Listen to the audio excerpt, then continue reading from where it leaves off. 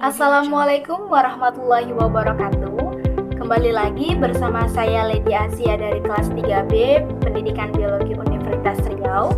Dalam video kali ini saya akan memperkenalkan salah satu materi IPA SMP tentang pesawat sederhana. Nah, setiap harinya kita menggunakan pesawat sederhana, seperti kita menggunakan gunting untuk memotong kertas, menggunakan gunting buku untuk membersihkan kuku kita, cangkul, menggunakan roda, dan banyak sekali alat-alat pesawat sederhana yang kita gunakan untuk membantu pekerjaan kita sehari-hari. Jadi, apa sih pengertian dari pesawat sederhana? Yang dimaksud pesawat sederhana adalah suatu alat mekanis yang dapat membantu kita dalam melakukan suatu usaha. Adapun ciri dari pesawat sederhana ini, dia mampu mengubah suatu arah gaya dan mampu mengubah besar gaya, atau keduanya, arah dan gaya, atau salah satunya aja, mengubah arah atau mengubah gaya dari suatu benda yang akan kita gunakan. Nah, ada 4 jenis dari pesawat sederhana. Yang pertama ada tuas atau pengukit, yang kedua itu ada bidang miring, yang ketiga ada katrol, dan yang keempat itu ada roda berporos. Mari kita lihat apa aja alat-alatnya dan bagaimana prinsip dari setiap pesawat sederhana itu. Nah, jenis pesawat sederhana yang pertama itu adalah tuas atau pengukit. Tuas dibagi 3, ada golongan pertama, golongan kedua, dan golongan ketiga. Pada golongan pertama itu titik tumpu berada antara kuasa dan beban. Kalau golongan kedua itu titik beban berada di antara titik tumpu dan titik kuasa. Dan kalau untuk golongan ketiga itu titik kuasa berada di antara titik tumpu dan titik beban. Kita dapat melihatnya pada gambar di hadapan kita ini. Ini adalah contoh-contoh dari pesawat sederhana yang sering kita temui di lingkungan rumah kita. Dan untuk mempermudah mengingatnya, untuk jenis pengukit yang pertama ini, tuas, kita bisa menggunakan kalimat ini, bata tabrak bukit. Untuk golongan pertama, bata, kata bata ini, T-nya ini untuk menunjukkan bahwasanya titik tumpu berada di antara titik beban dan titik kuasa. Lalu tabrak, B yang di tengah itu berarti titik bebannya berada di antara titik tumpu dan titik kuasa. Begitu juga untuk si pengukit. Adapun fungsi dari pengukit ini untuk mengungkit, mencabut atau mengangkat benda yang berat agar lebih ringan.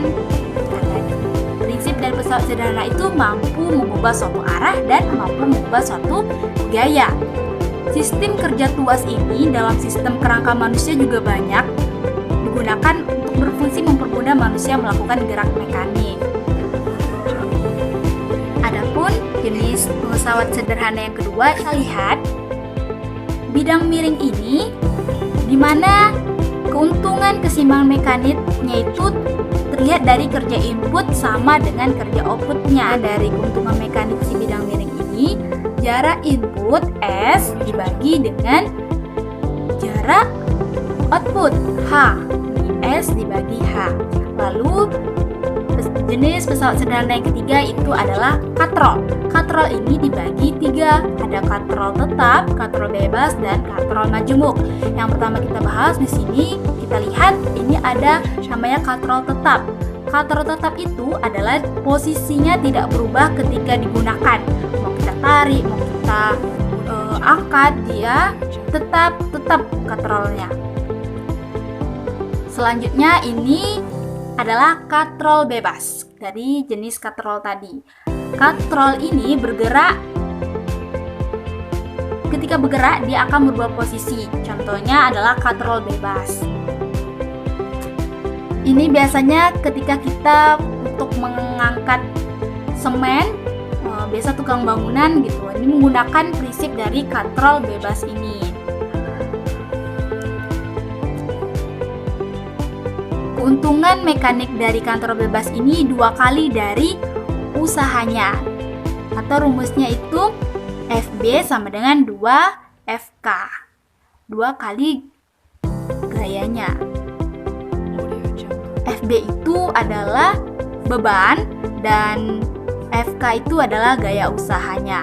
Jadi, katrol bebas adalah posisi berubah ketika digunakan beban FB ditopang oleh gaya kuasa FK pada dua pinggul tali. Karena dia punya dua tali, maka keuntungannya itu dibagi dua. Katrol yang ketiga itu adalah katrol majemuk, di mana ini perpaduan antara katrol tetap dan katrol bergerak. Semakin banyak katrol yang digunakan, semakin mudah digunakan untuk mengangkut suatu barang. Keuntungan mekanis katrol majemuk bisa dilihat dari banyaknya tali. Ada 3 tali, berbeda dengan katrol bebas dia cuma 2, jadi keuntungannya pun dibagi 2. Kalau si katrol majemuk dia itu dibagi 3. Nah, untuk roda berporos jenis kemungkinan terakhir, ini roda yang dihubungkan dengan sebuah poros yang dapat berputar bersama-sama.